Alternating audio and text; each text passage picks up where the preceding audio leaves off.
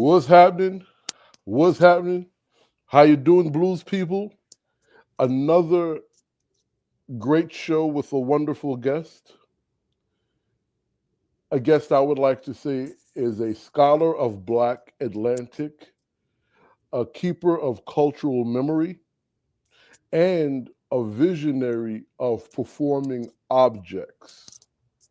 You know, let me just give the introduction before I give my little rhetoric of what I think about the scholar's work, which the introduction is what I think about, but also the fact that family members of mine love puppetry. So this is really a special episode. And in honoring this episode, we honor Dr. Paulette Richards as the African American folklorist of the month for December. We celebrate a thinker, a maker, a cultural worker whose life's labor embodies remembrance, resilience, and resistance. Dr. Richards stands at the intersection of African American history, diasporic expressive culture, and the radical possibilities of puppetry, using performing objects not merely as tools of storytelling, but as vessels of ancestry and ancestral memory, along with instruments of liberation. Her recent soundtrack, Soul Songs, which is an EP, Remembrance, Resilience, and Resistance, drawn from her trilogy of short puppet films, Black and Bays, Men and Mules, and Worth Her Salt, extends her ongoing work of confronting, the brutal histories of commodified Black labor, carceral afterlives, and the emotional geographies of the American Black experience.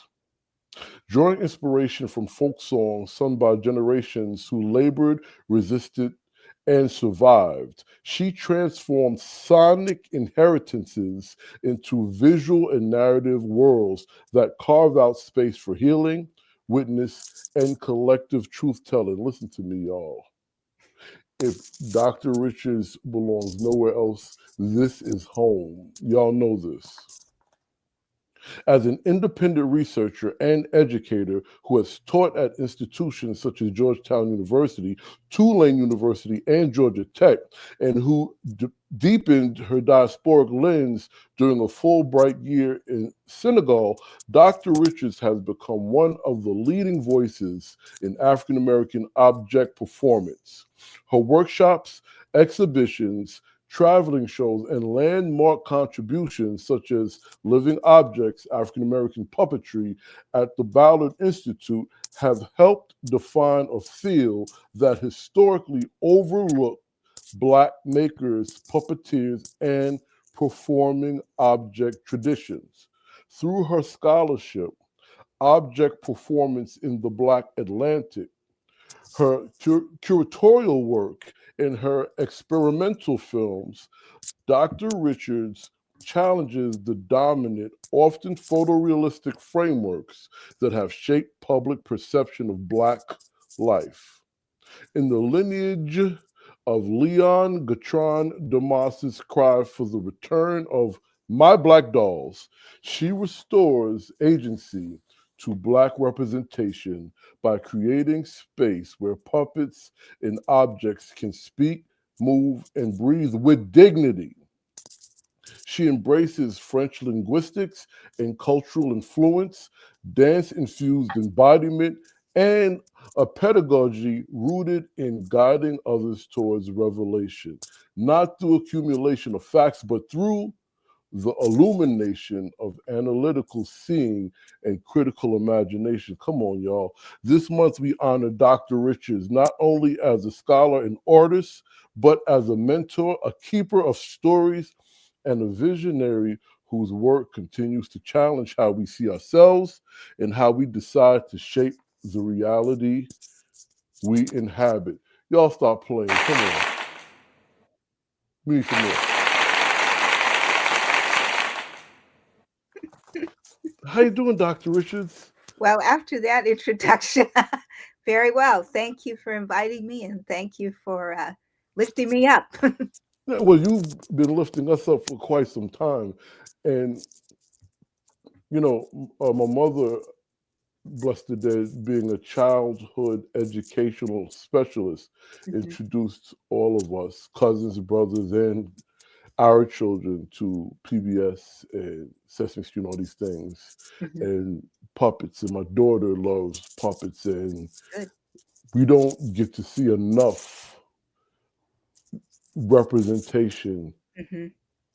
of us. And what I truly am enamored about your work, it is a reflection of our work, my work, where you're, yes, talking diasporic, but it boils down to the root of the Black American experience, which Hmm. is labor, Southern folk. Hmm. You know, before we get to anything, Hmm. how and where did all of this start? The puppet stuff. Yes, ma'am. Okay, so I love dolls. I'm sitting here in what I call my MGM back lot. Uh, Originally, my love for dolls was Barbie, GI Joe. But as I started making video with my figures, I realized I was going to get into copyright trouble with Mattel and Hasbro and other companies. And so one of my strategies is to collect what we call clones. Mm-hmm. And those are dolls like you get at the dollar store that are not trademarked. So I have collection of them up there that I use in some of my work, but I also wanted to make my own figures. The first video that I made with my own figures is one of the ones that you saw, um, Worth Her Salt. And once I had done that, I realized, oh, those are puppets. You need to Mm-hmm. learn something about puppetry. And I live in Atlanta, where we have the Center for Puppetry Arts. So I began volunteering there as a docent in the Worlds of Puppetry Museum and attending every class and workshop and lecture that they offered. And that was my puppetry education. Well, so is there a prior to that? Because what I want to ask you, Hmm. alongside of puppetry and dolls, did you know you were a folklorist? Do you think you are, or refer Oh, to yourself as one? How did that fit in? good question. So, when I was doing my graduate work at the University of Virginia, I was a TA for African American Studies. So I worked under, I think it was three different anthropologists. So I was kind of in the realm, but nobody said folklore because anthropologists and folklorists kind of have this dynamics sometimes. And so I didn't really know that there was a, a field of studies, folklore, um, at the time. I didn't really come to that until I came to the puppetry. Oh wow, wow. Okay, so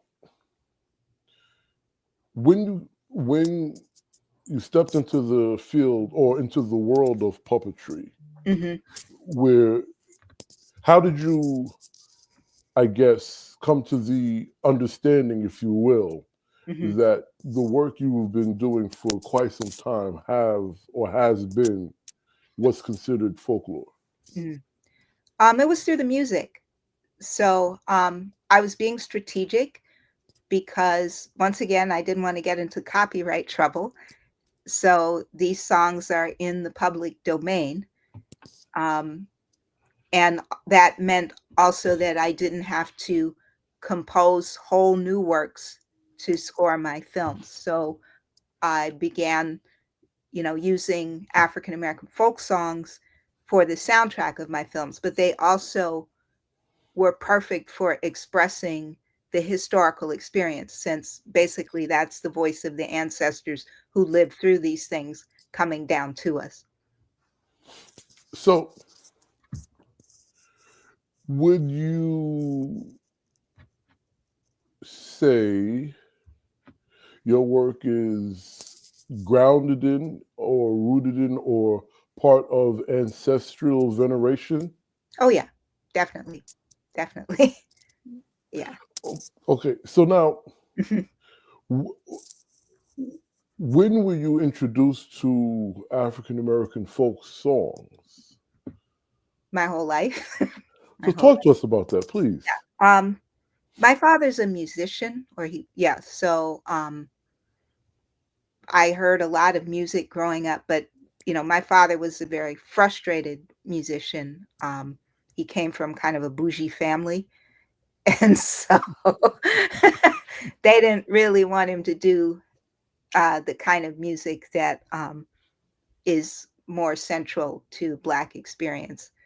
Um, but I there were a lot of records in the house. I heard a lot of music growing up, and I was aware of music. But my father was one of those people that you have to learn to read, because so many of our people were ripped off because they couldn't write their music down.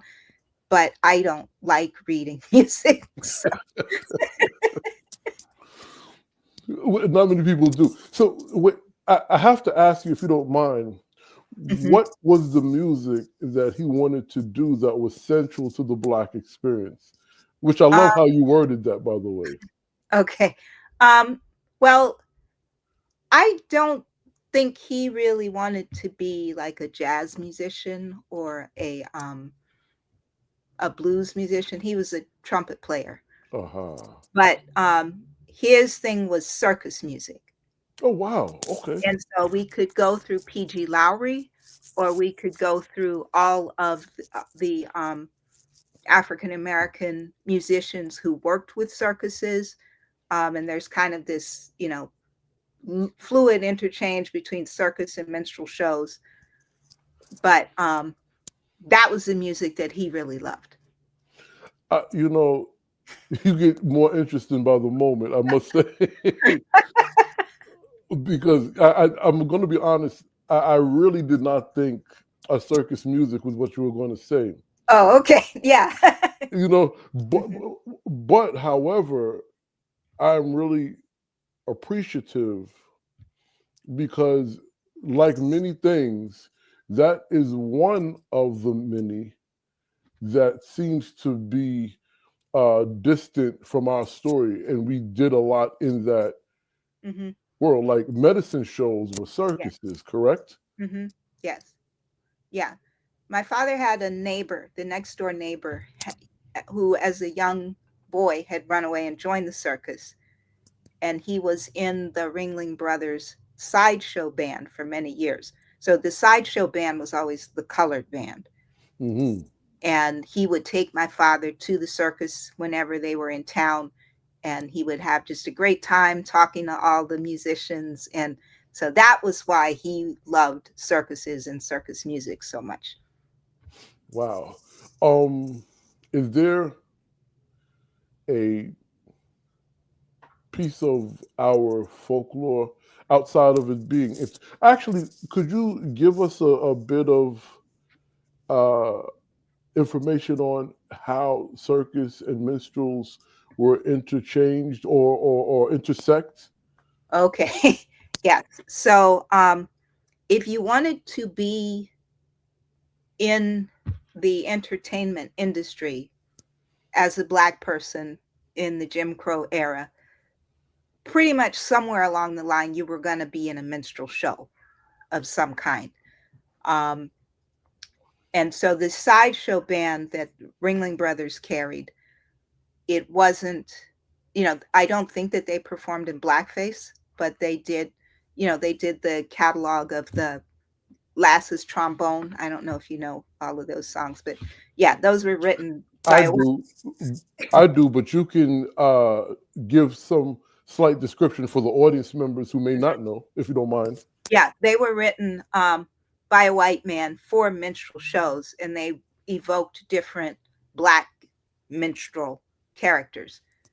But they're good tunes. So, and particularly a good band can really razz them up. So I grew up hearing that stuff. That's an intersection. But that's an oral intersection instead of a visual one.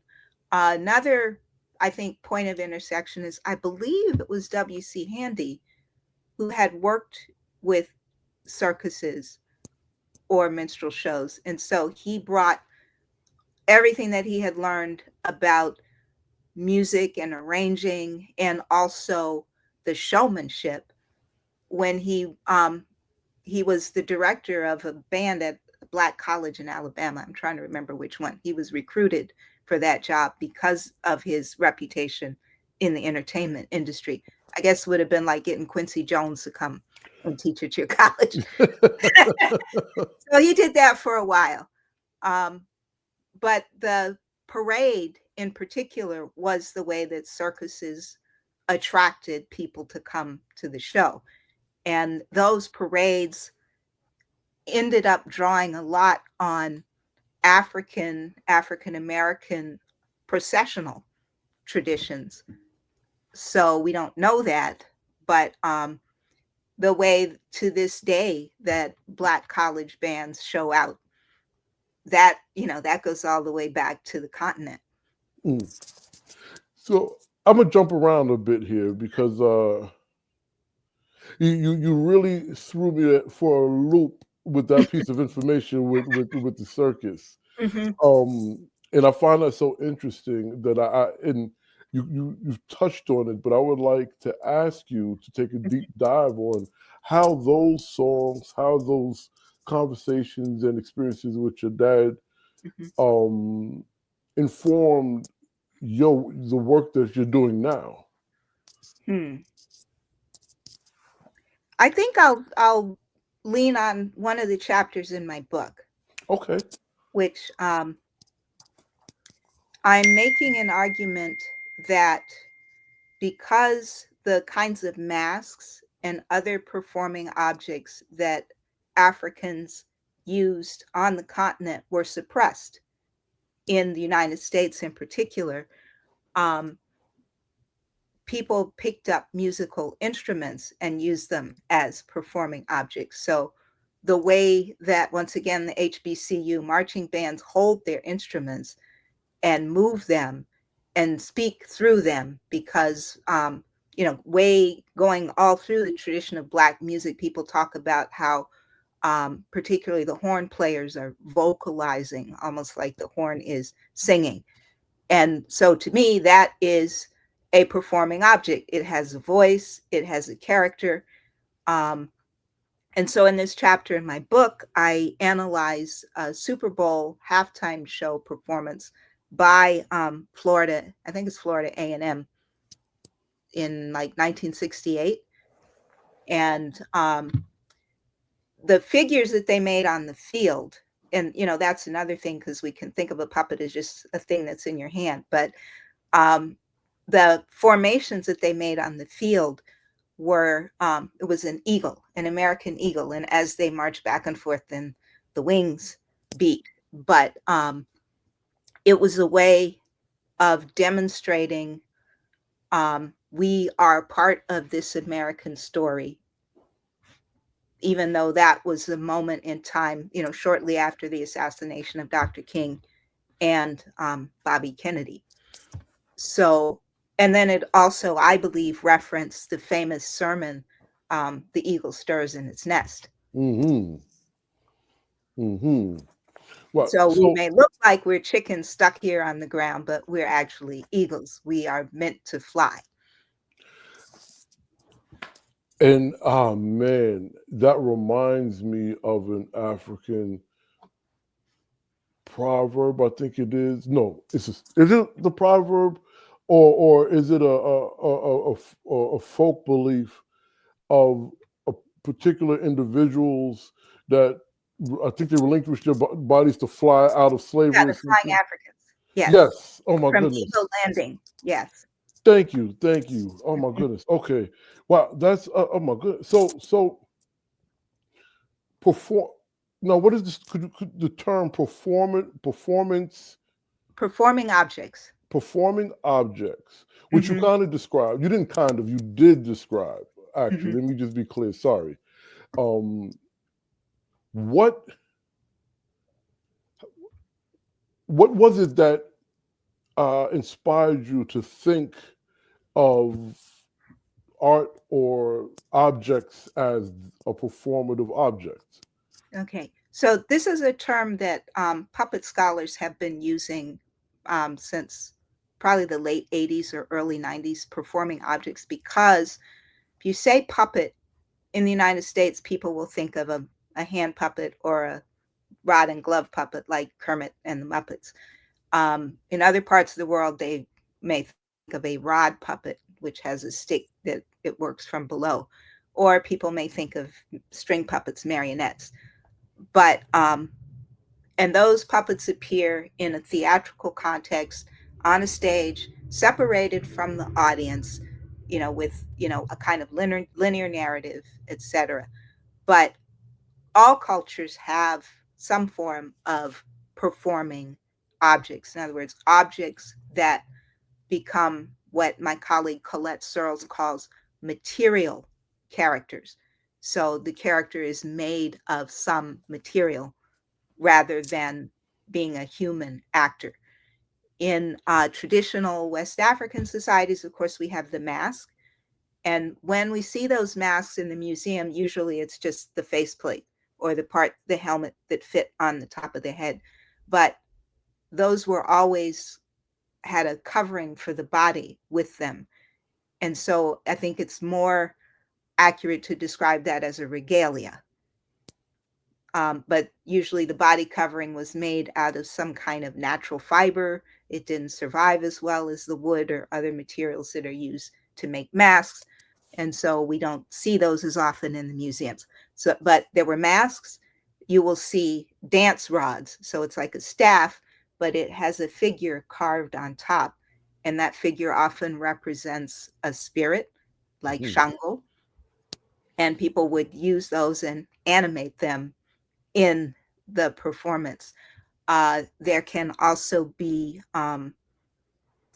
fans. And in another chapter in my book, I talk about how one line of continuity there is the use of church fans in African American churches, because they always have pictures of people on them.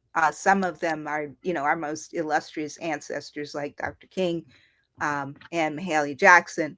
And so when you're in a Black church service and the fans are moving, um, on the one hand, the churches weren't air conditioned, so that was kind of necessary. But on the other hand, people are using them to punctuate the sermon, to animate them, so the choir could be singing a Mahalia song and the fans have Mahalia printed on them and they're all basically dancing because people are waving them during the musical performance. So for me, that's object performance. Wow. I dig it. I love it. I love it. You kind of, well, you didn't kind of, you made a great segue to something I wanted to ask you Hmm. when you spoke about Sengun, because I was wondering how interconnected is folk belief, spiritual belief, Hmm. magic, Ifa, hoodoo, and has to do with performative objects and things of this nature. Yeah. So of course, in And I heard that little laugh. yeah, in the traditional African context, you can't really separate the spirit and the material world Mm, because those are animistic. Many of the societies are animistic. So all of creation is imbued with spirit. Um, and so if you have an object like a dance staff, first of all, the tree that it was carved from has a spirit. And before you cut that tree down and start carving, there's a ritual to do to, you know, exchange with the spirit for the gift of using that piece of wood. And then, if that piece of wood has been commissioned to represent a specific Orisha, we'll say, then it will be consecrated through some ritual before it is performed. So it's already, we could say, charged in a way. This is one reason that these objects were suppressed by slaveholders, because in their eyes, their Protestant eyes, those are heathen idols, and that's devil worship. So, one of the things that I traced in my book is the fact that we don't have anything that we could call a theatrical puppet that we have identified as having been made by enslaved people. But it is the ritual objects and the spiritual practice that make I think I have an ant on my head. Where did that come from? Yep. Okay. Yeah, that make. But now I have to ask you a Mhm, question real mhm. quick, because you said ant, which is related to a spider. Is Anansi charging you for this conversation? Maybe, maybe, maybe at some, yeah, something is, but yes. So what I found is that the line of continuity is through ritual objects. So, for example, around, I think it was around 1860, there Hmm. was a ship called the Wanderer that brought a cargo of Africans directly from the Congo to South Carolina, or actually it was Georgia, but the cargo then were broken up and seek, because it was illegal. The slave trade was illegal at that point. So the cargo were broken up, but a large group of them were sold in Edgefield, South Carolina, where there were potteries. And so they began working in the potteries, and they made, because they would put the large pieces that were for um, the manufacturer in the kiln, but there was space in the kiln around them, and they were allowed to put smaller pieces in between them, and they made face jugs. So that is now a staple of Appalachian art or folk art, but that's where that's one of the sources. And they have eyes that roll and their teeth chatter. Mm. Because they were articulated in that way, a lot of them, the teeth have fallen out or the eyes, don't work anymore, but they were designed to have that motion. And to me, that's an indication that they were intended as performing objects. They were supposed to move Hmm. in some kind of way. Um, Hmm. and researchers have not identified exactly what the purpose was, but they believe that it had something to do with funeral rites. So those are ritual objects. Also, the teeth and the eyes were made of kaolin, which is a white clay, and that was used in ceremonies in Africa, because the white clay represented, beings that are not in the material plane. So objects like that, people were able to make on the sly, on the side, and there's not nobody's keeping really close tabs on what they're doing with them. Or dolls. Enslaved people did have dolls.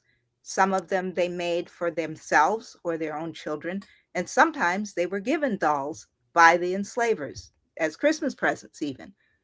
When you have a doll, the doll means whatever you want it to mean. Hmm. So it could have been a blonde, blue-eyed doll that you got from the mistress, but in your own thinking, it can represent whatever you want it to. And um, it could be used in, the remnants of African spiritual practice that come down to us as hoodoo or voodoo or whatever.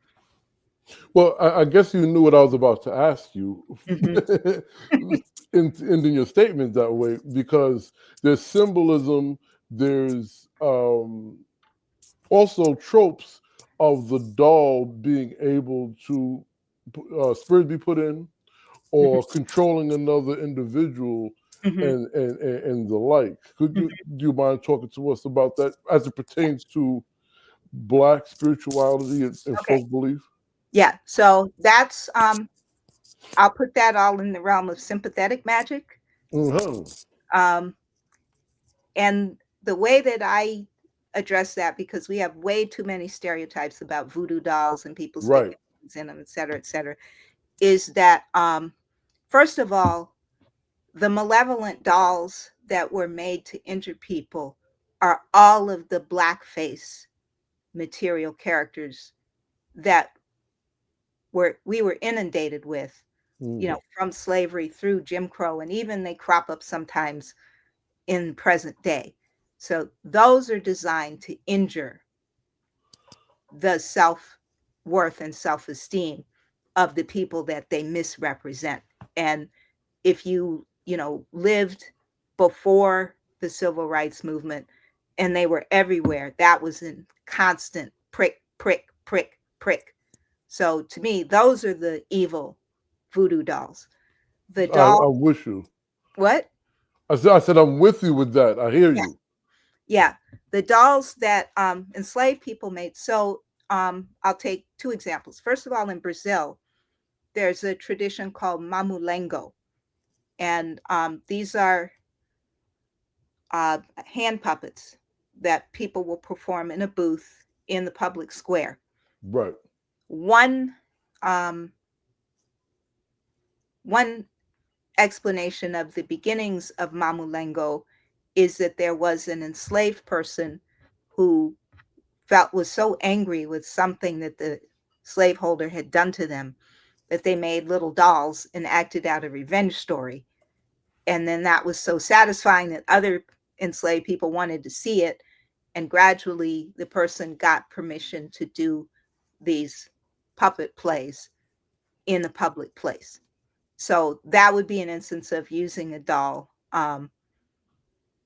as a kind of sympathetic magic. So nothing is, we we don't know, but nothing is directly happening to the enslaver. But at least people have the outlet of imagining that there is some kind of justice. So, well, I'm Hmm. sorry. We were about to say something. I didn't mean to interrupt. Oh no, go ahead. Okay. Well, no. One of the reasons. Well, one of the things I wanted to ask to follow up on that is more geared to your work as being a vessel of Black story and memory. Hmm. Um, would you mind talking to us about that in I guess pertaining to the dolls or Hmm. the puppets being that vessel of Black memory? Hmm. Okay. I'll try let's see, which of the three pieces do I want to talk about? You could talk about Men and Mules. the one we would see the trailer if you want. Okay, sure. So Men and Mules, that piece started because I went to the Atlanta History Center and they have a native plants garden there, which was originally a quarry. And at the entrance to the garden, they have statues of two mules. And there's a plaque that says this was a quarry, and it talks about the mules, the draft animals that worked in this quarry, but there was no mention of the people. Mm. Um, there's another former quarry in the Atlanta metro area called Davidson Arabia Mountain Nature Preserve. I go there a lot. It's a place of great solace for me. But I know that it was worked by enslaved people and by convicts.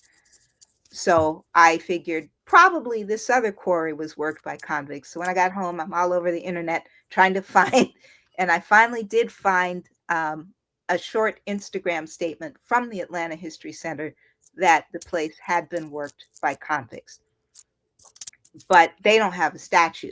Mm. And so I wanted to, first, I wanted to find out, well, who owned this quarry? And because it's not in a logical place for a quarry, if you need to move a lot of heavy stone out, the best place would be by water or by rail.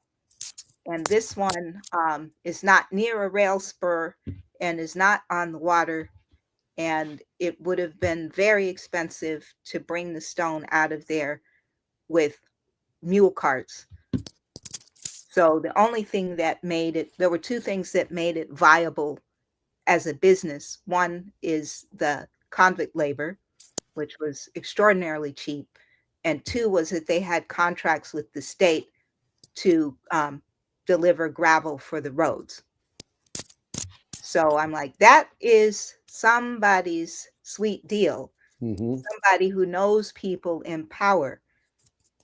And I didn't get to the bottom of who owned that quarry and who that might have been. But I wanted to honor the people who worked there because there was no marker for them in the site. Wow. That seems to be the story of our people, doesn't it? Well, how about we show the trailer? Yes. The trailer. Okay, I'm going to set that up right now.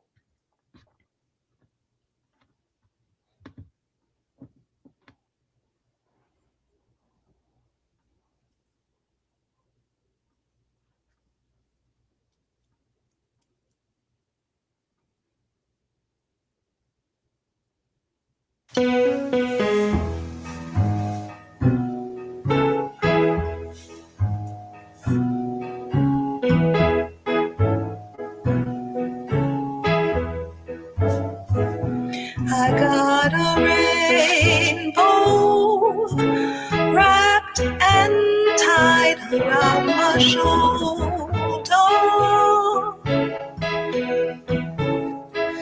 I got a rainbow wrapped and tied around my shoulder.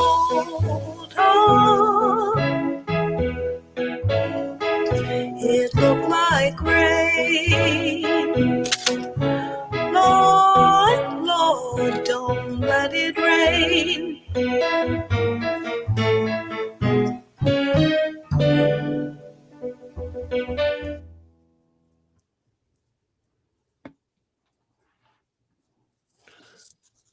I mean, so there's a lot to unpack there.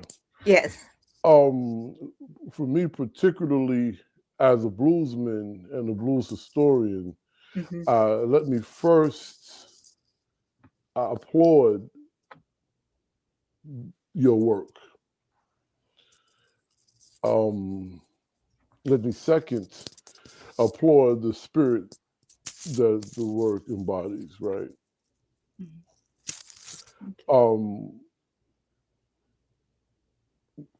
I don't want to ask a particular question. I just want you to have the floor to share with us that particular project, what you can share, because I know you're working with it on a bigger level. Okay, so I wanted to, as I said, honor the ancestors who worked in these quarries. And so I tend to work, I need the music first. So the first research is, what song can I use that will represent this experience? And what I picked was Zora Neale Hurston's recording of Captain Got a Mule. From that, I learned, which I didn't know before, is that saying "rainbow round my shoulder" is the arc of the pickaxe swinging. That makes the rainbow. So more of my research was, how did people end up in these places? What were they sentenced with? And in this case, you can see that the fellow hasn't done anything except trespass in this barn, but he's being charged with stealing chickens. In another scene, the charge is intemperate language in front of a lady. And I have to use that. That's just crazy. It is. Let me chime in and ask you a couple of questions because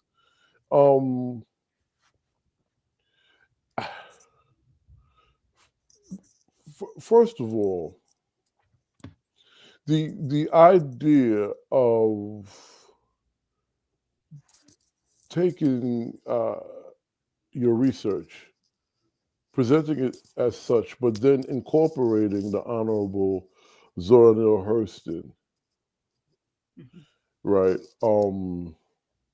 What what evoked or invoked that? What inspired you to incorporate her into this work? Well, as I said, I listened to a number of different pieces, and that was the one that seemed to fit the story I needed to tell the best. Okay.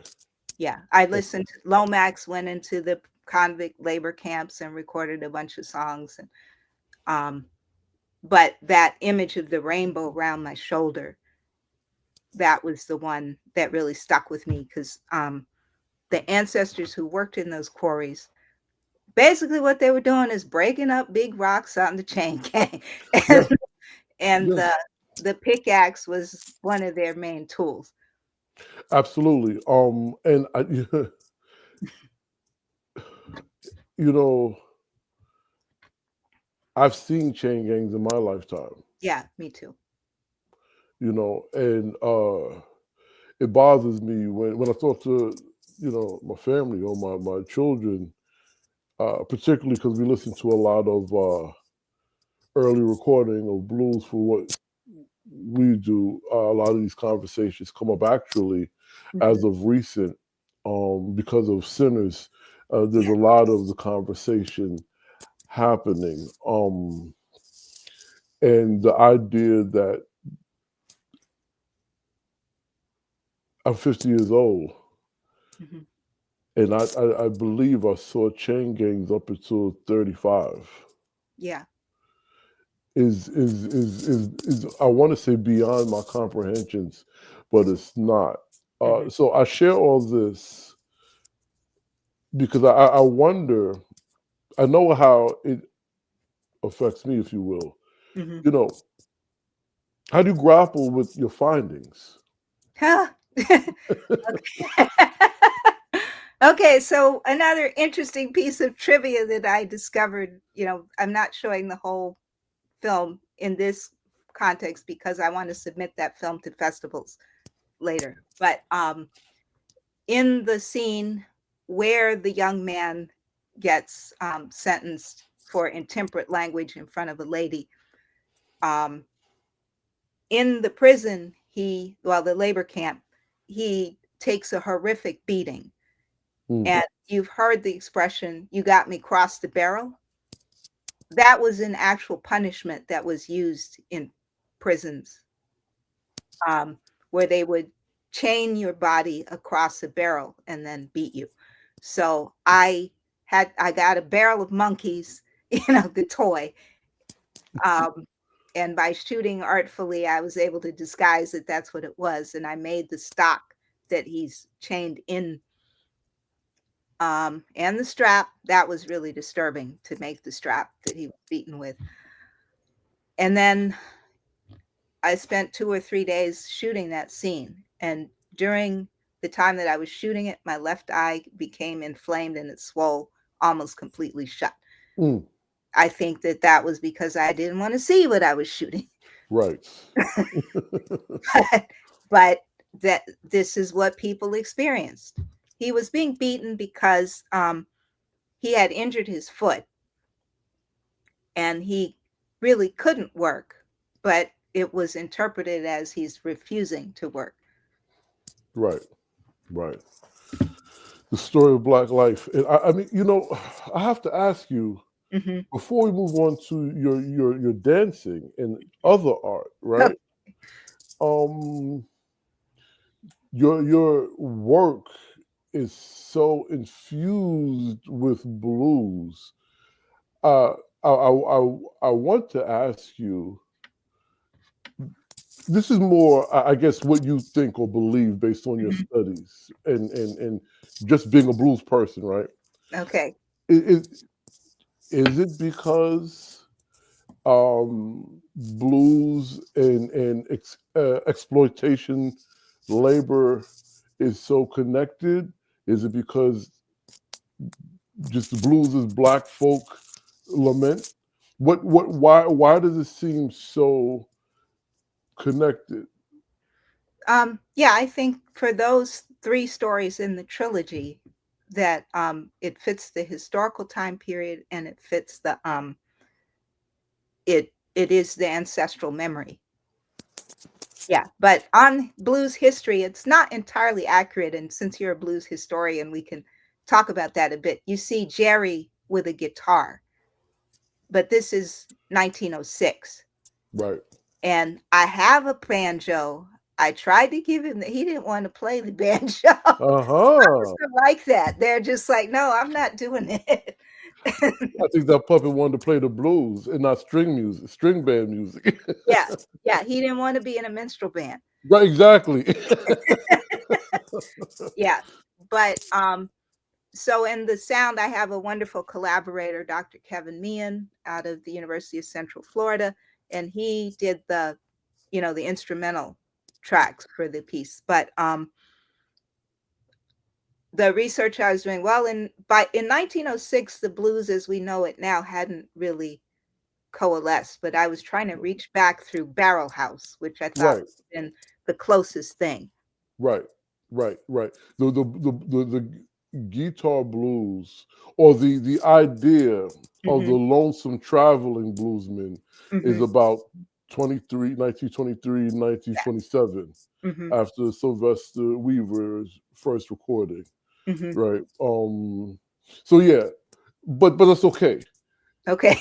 It's okay because there is there's early guitar in some of our old classic blues, because we quickly, to have someone like Memphis Minnie, or even Petey Wheatstraw, Mm-hmm. it would be hard for me to believe either they didn't see, they had to experience someone slinging a guitar in those early days, Mm-hmm. coming out of the early teens, playing like that. So Yeah. we just have to find the documentation. I think Chris Thomas King found some, but that's neither here nor there. This is about you. See, you see what you just did right there. Let's talk about your dancing, Okay. particularly because well, first talk to us about it, and then as you talk to us about your how you got into it, how is it part of your scholarship, Mm-hmm. right? And then does it inform your I don't want to say puppetry. I'm sorry. What's Object performance. yes? Thank Yeah. you. Okay. So I went to my first dance class on my 5th birthday, Wow. and it was half the time tap and half the time ballet. Hmm. So we were living in Louisville, Kentucky at that time, and then we moved to Washington, D.C., and we couldn't find any tap. During the, the late 60s and the height of the civil rights movement, the tap dancing, that was kind of, it went over there with the banjos. Like, we're not doing that anymore. That's that darky stuff. So we couldn't find any tap classes. So I did ballet for a few years. And then when I was 9, the rest of my ballet class went on point. And my mother wouldn't let me because she said it would ruin my feet. So I quit dancing. But I was a really active little kid. So the next thing that I did was gymnastics. And I did that until I graduated from college, Oh, and there wow. was nowhere to compete anymore. And flash dance had come out, and I'm like, I want to do that. So I started studying. There was a studio called Joy of Motion in DuPont Circle in Washington, D.C. And first I went for the jazz class. And before the jazz class, there was a modern class. And so, on Saturdays. So after looking at that for a few, wanted to take the modern class. And then I also got a little bit more money. And before the modern class, there was a ballet class. I'm like, oh, I used to do that. So eventually, within that year, I was taking jazz, modern, and ballet, and just totally fell in love with it. I then went to the University of Virginia ostensibly to study French, but I spent a lot of time dancing. I was in a professional modern dance company. I went to New York one summer. I studied at the Graham School, the Cunningham School, and down in the village it was called Leslie Dance Skate, and that's where all the African dancers came. So I got to see like Jean-Léon Destiné and Wow. a guy named Joniba. So even though I grew up, you know, pretty much integrating most of the schools that I went to and lived in an integrated neighborhood, and well, Wow. we were the blockbusters and felt most of the time like the fly in the buttermilk or like an Oreo. Um, I think my closest connection to Black culture was the dance, even though most of the time I was in ballet class. No, I dig it. So, well, I don't. Well, how those experiences that you just shared growing up, Hmm. does in any way do they inform your scholarship? Hmm. Would you like to expound upon that, if you don't mind? Sure. So, okay, yeah, I'll go back to my book. So there's a chapter in there on mechanical Negroes, Okay, I uh, like this. because there's a whole one of the most egregious classes of blackface puppets are jig dolls or lumberjacks. I don't know if you've seen one, if you know what it is. Well, explain to us. Okay, so um, a lumberjack, and I prefer that term because I'm not exactly sure of the etymology of the jig doll, and that might be short for a slur. So I Right, like lumberjack. Um, but it's a puppet usually carved from wood and jointed. And then the operator has a plank, a planchette, that they put under their thigh as they're seated. And you can pound on the planchette, and the puppet, you're holding it with a rod in its back, and it will dance on the planchette because of the vibration. right. So a great many of those, they're known as an Appalachian folk art primarily. They came with the Scots Irish originally, but a great many of those were created as blackface minstrel characters Really? because they tap danced. They did the buck and wing, you know. So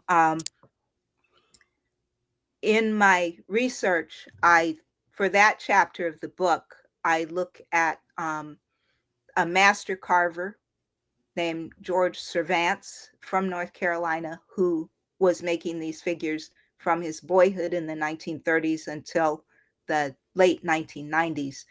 And he was styling them after people like John Bubbles Mm, from he was in Porgy and Bess, right. and he's the one that sings I'll dress you in silks and satins, sport and life. That's the character's name. Yeah, but that elegance of the black tap dancers in the 30s, that's what he did to pull this jig doll figure away from the minstrel caricature. So understanding, about tap dance traditions, about tap dancers as percussion artists who used to travel with the jazz bands and lay their riffs down along with the other percussionists. Um, that's how some of this dance knowledge shows up in my scholarship. I dig that. I dig that. Um, before we begin to come close to wrapping up, because I could ask the questions for like a year. Okay. Um, uh, talk to us about your curation work, Hmm. even the Wonderland Puppet Theater program, if you don't mind.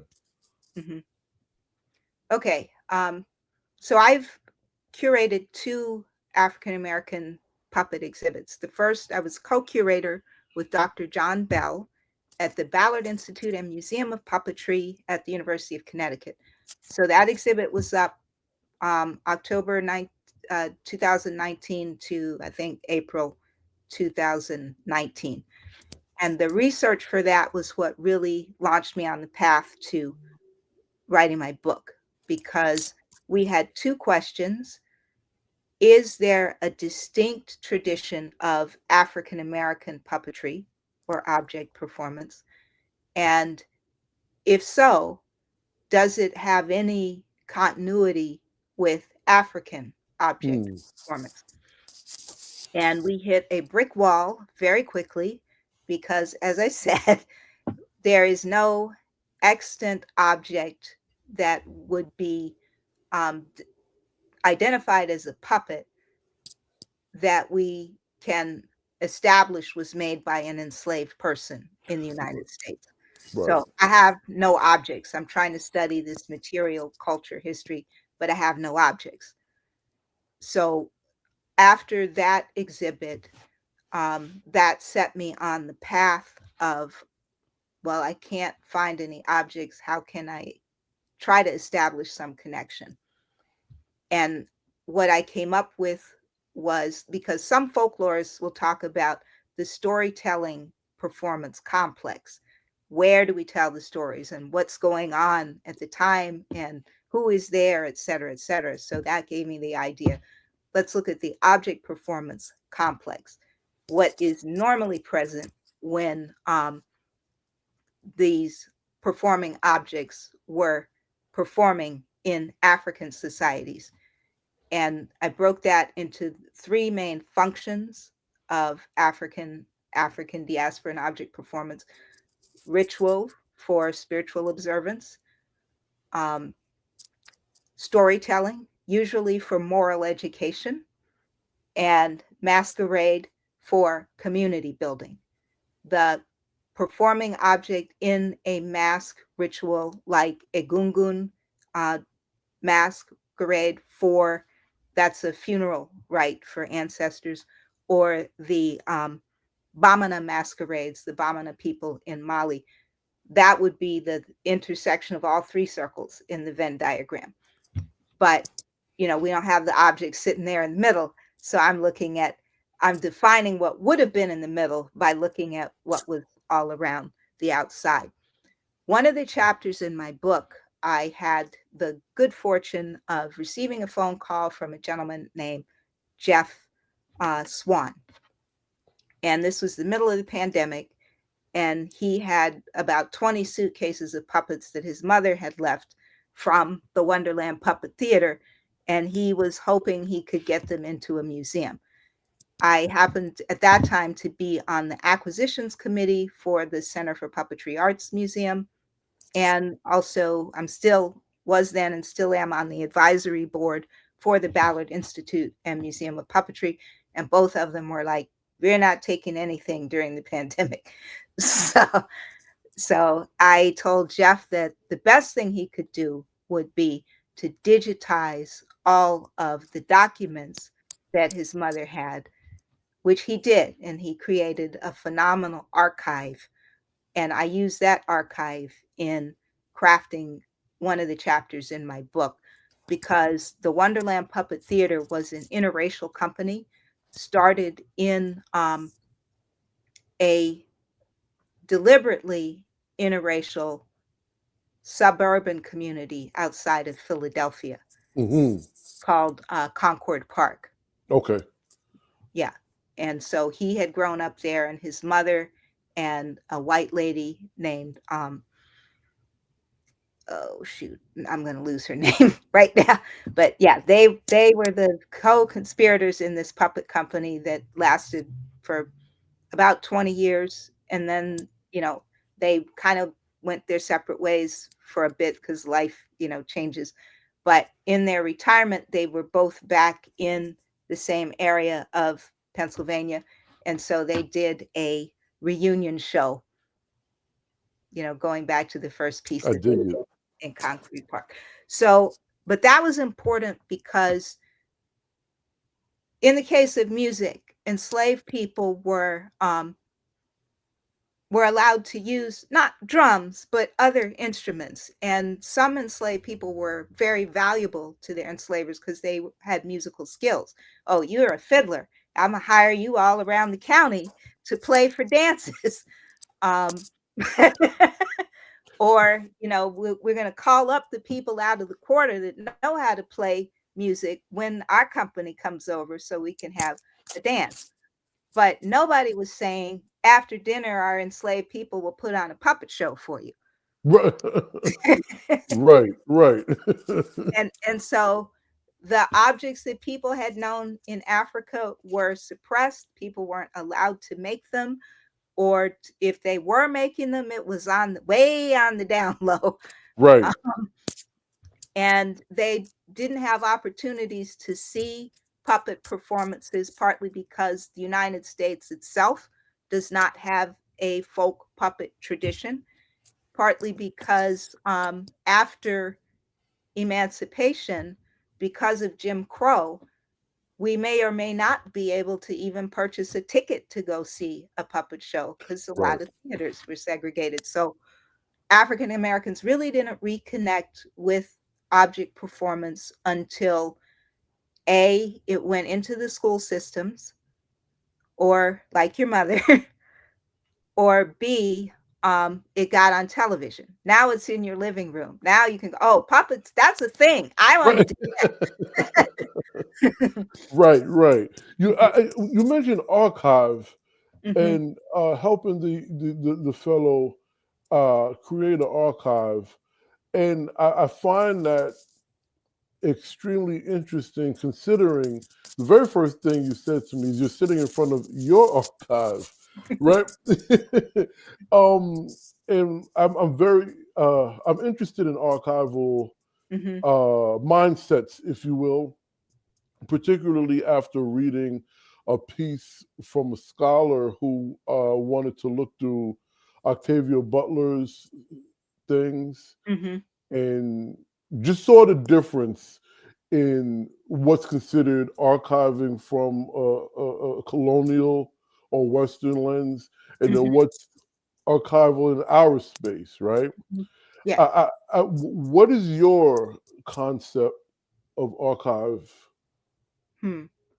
Well, particularly in this book, and particularly from the lens of folklore, a lot of our archive is in the stories and the songs that, because we lost so much material culture in the Middle Passage and slavery, and so whatever we could preserve is what we could give by word of mouth. So that's one kind of archive. Music is an incredible archive.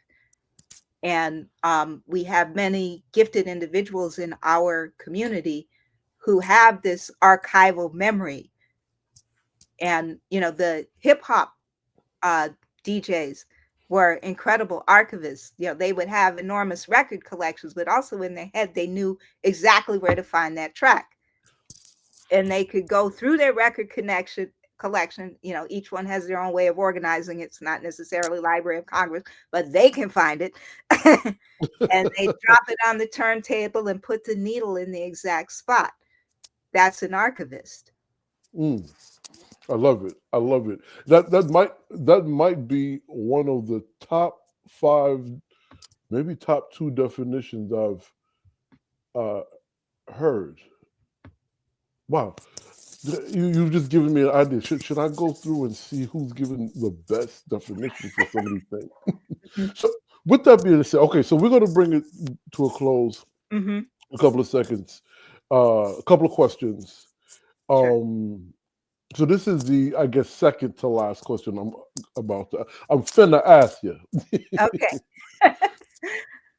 Folklore, Mhm. folklorist. What does those words mean to you academically and then in our space? Okay. I think what I'm coming to that from the perspective of an artist more so than a scholar. And to me, folklore or folk culture is art that is created and supported by the people. not the church, not the government, not commercial interests, but by the audience.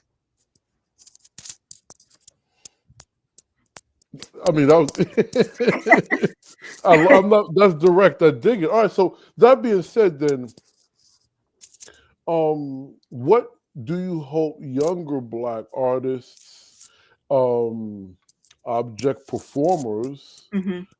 and storytellers take away from your body of work, your ideology, as an example? Because Lord knows I didn't get to ask you about all of the work you've done because it's a lot.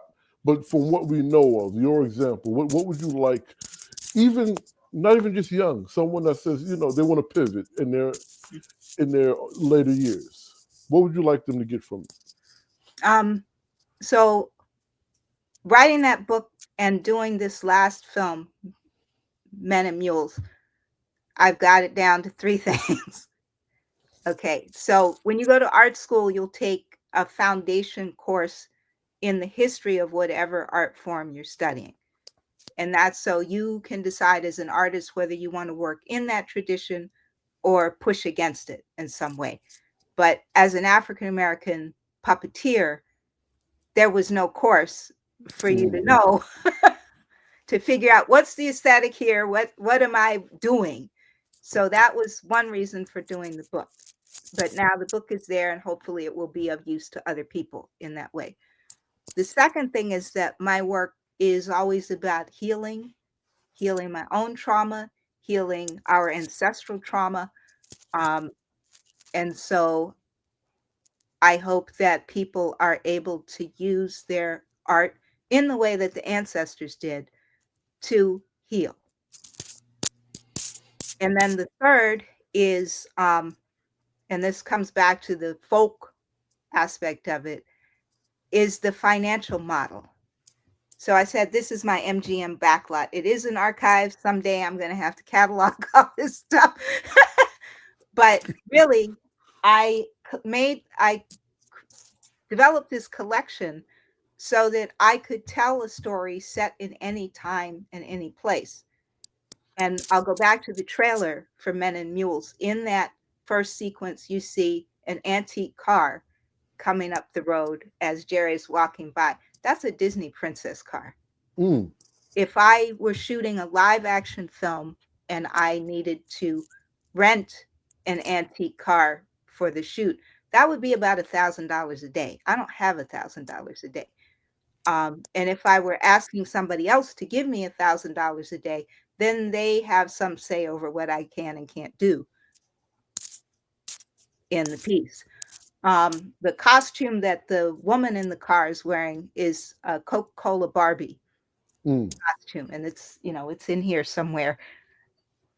So by working in this scale with this material, as I said, I can tell a story set in any time or place, and I don't have to raise a lot of money to produce the film, which means that I can say it the way I see it. I love it, and that's really what we're doing, right? Putting our story in the proper context, right? Mm-hmm. Yes. So, Dr. Richards, I just have to thank you for giving me some time and talking to me. So, and talking to my audience. Yeah, well, thank you for inviting me once again. It's a great pleasure. So, okay, so your book is Object Performance in the Black Atlantic. Mm-hmm. It can be found at your website. Mm-hmm. Where else can the good people find you or any of your works? I have pretty much everything collected on my website. I have a YouTube channel, but you can get to it from my website. Yeah, that's the best place to look for my work.